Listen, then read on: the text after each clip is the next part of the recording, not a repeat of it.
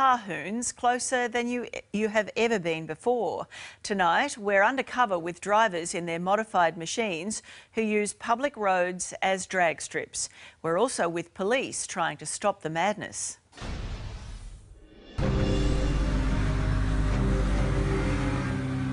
The potential for harm is huge.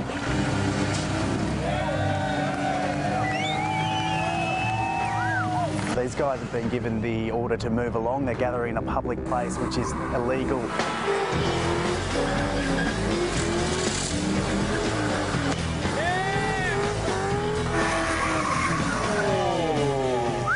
we're following a stolen vehicle into your patch. That car was obviously set up for drifting, had no back seat. He's not convinced because he is an officer of the law. I'm sorry, oh, this is sick! The noise out here is insane. Cars and motorbikes whizzing past at lightning speed. It's easy to forget that we're actually on a public road and not a racetrack.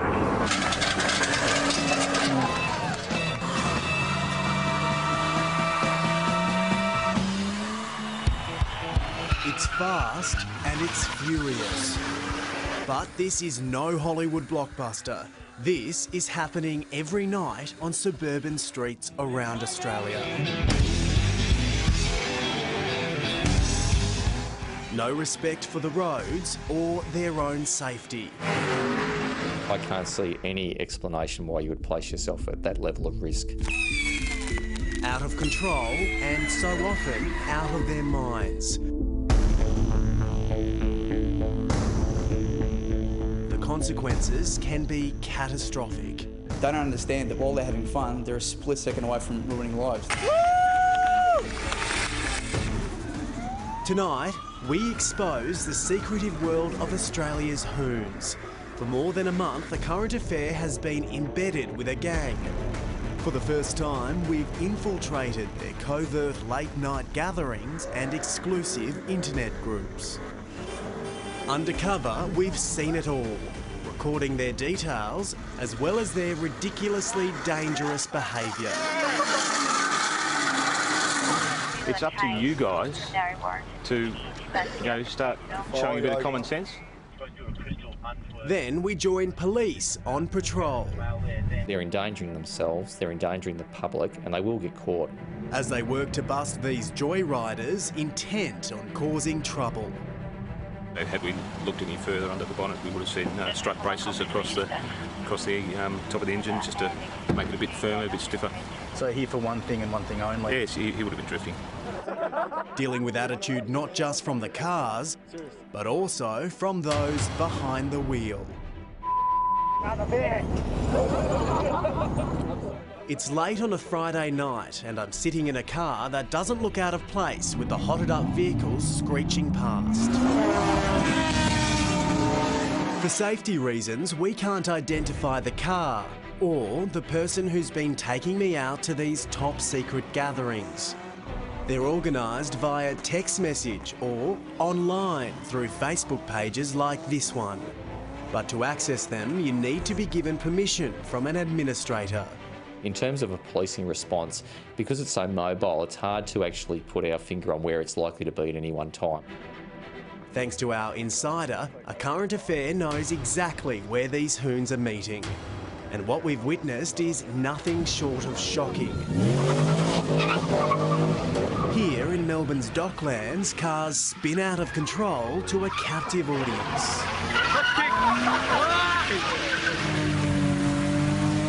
Watch as this car does a burnout just outside a CBD hotel, packed with international visitors.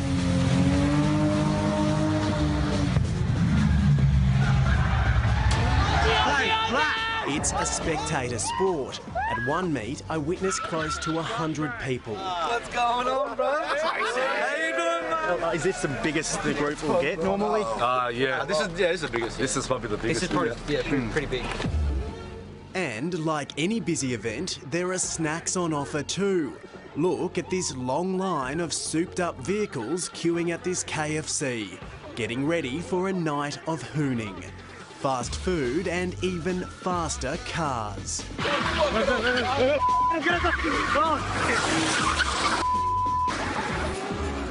Street racing, donuts, motorbikes performing the sort of stunts that should only ever be left to trained professionals.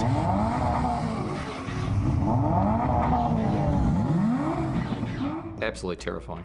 You know, as I look at this now, they're passing cars at speed on one wheel. It's terrifying behaviour. Superintendent Russell Barrett from Victoria Police. The danger to the public is significant on public roads where people are just going about their daily business from point A to point B in transport. To have people behaving in this manner is just extraordinary.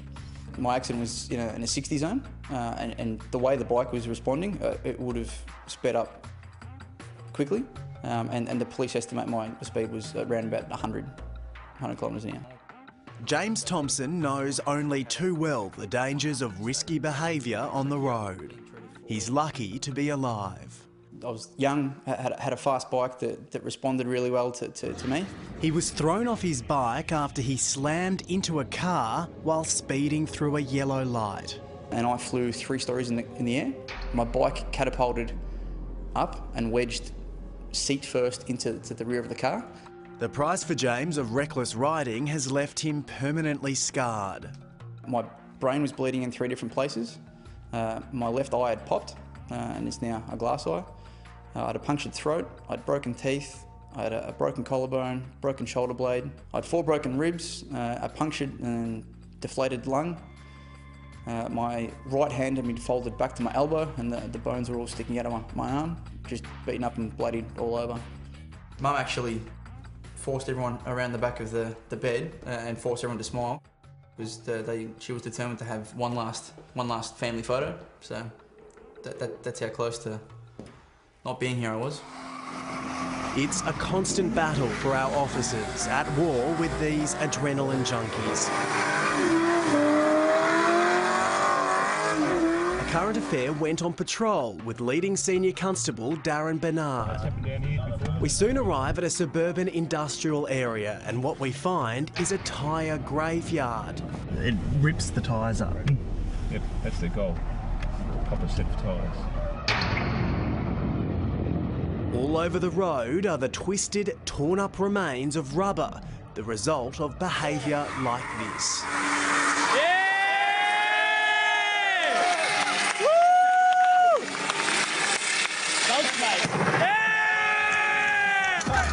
Notice the sparks.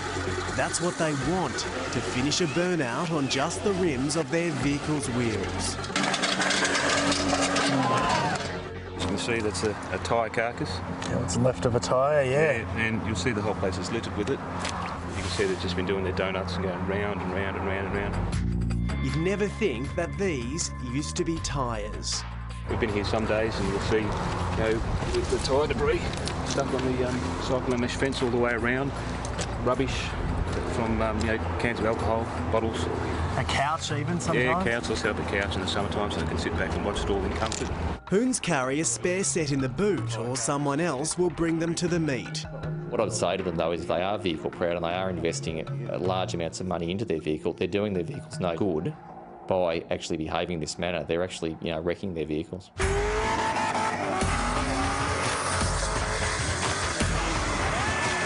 These industrial areas are considered perfect for donuts. The roads are generally a little bit wider, they're a bit newer, and they're very quiet and isolated at night, so this behaviour can go undetected, and I think that's why they're attracted to it. They think they're away from an area where they might be observed. While undercover, we witnessed this display. A large crowd watching on, standing just centimetres from death, all for a cheap thrill.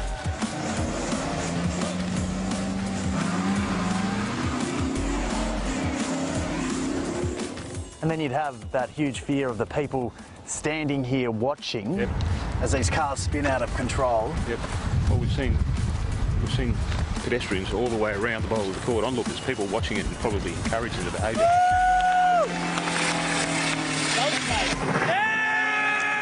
Why is it so hard to stamp this sort of behaviour out? The manner in which they're planned makes it very difficult to police because it's mobile, so it only takes a short period of time for a series of text messages to move and move the event from one place to another location. Superintendent Barrett wants Hoons to know they could face criminal charges and they could have their car taken off them. We're impounding more and more vehicles annually in Victoria, so the risk to them of losing their vehicle, which ultimately I think is their pride and joy, is significant. If they're caught, we will impound their vehicle and they will lose it.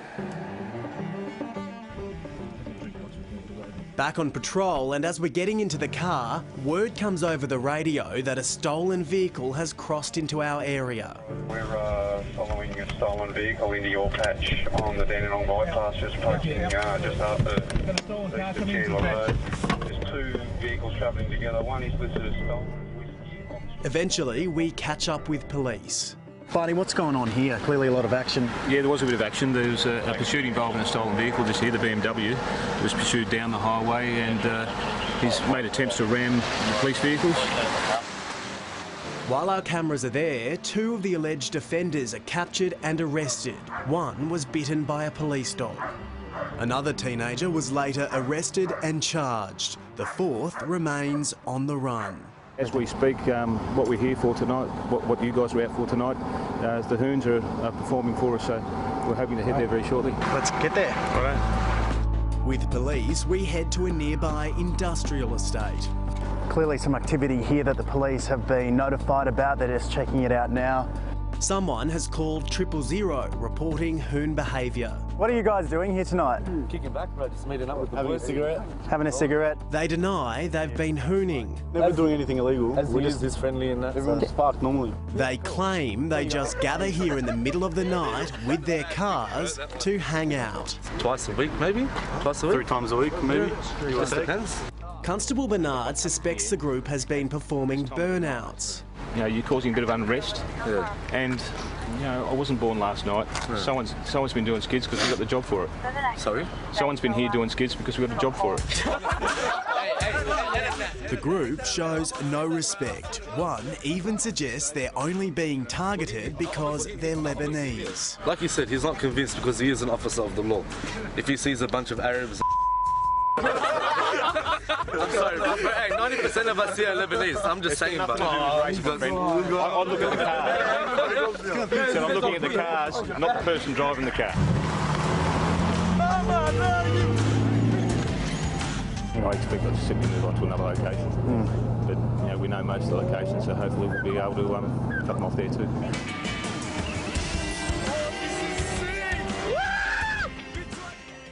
James knows how close he came to losing everything. He now has a wife and young daughter. Every day now is precious. Not everyone is so lucky.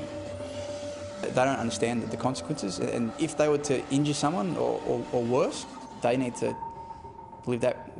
That's a life sentence. It is, and we've handed over all of that undercover video to police.